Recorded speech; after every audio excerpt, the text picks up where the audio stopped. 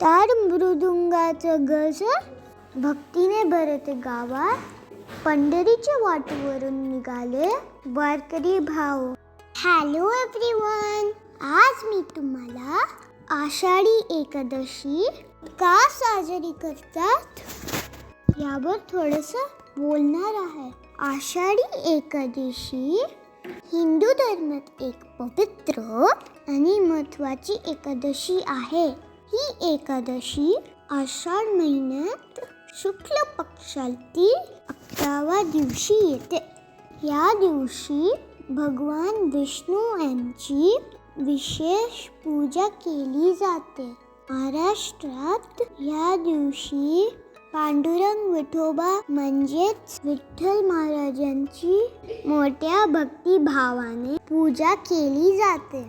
ही एकादशी का साजरी करतात? कारण असे मानले जाते की ह्या दिवशी भगवान विष्णू 4 महिन्यासाठी योग निद्रेत जातात, ज्याला चातुर्मास म्हणतात.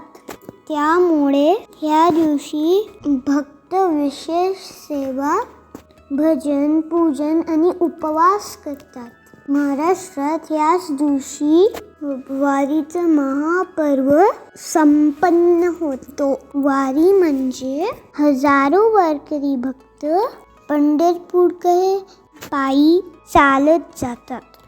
मुखात जय जय रामकृष्ण हरी आणि त्यानुसार तुकाराम अशा गजरांनी वातावरण भक्तिमयी होतं.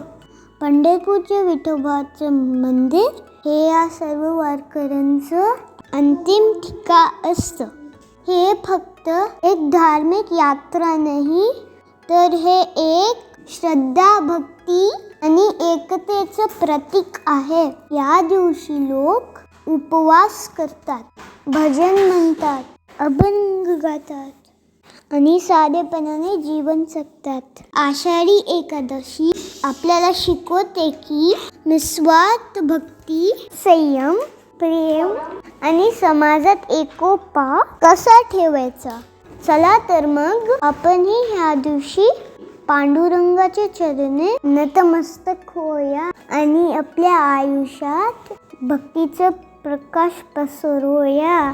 जय हरे विठ्ठल, जय जय विठ्ठल, जय हरे विठ्ठल, जय जय विठ्ठल. विठ्ठलाच्या चरणी अर्पण करू.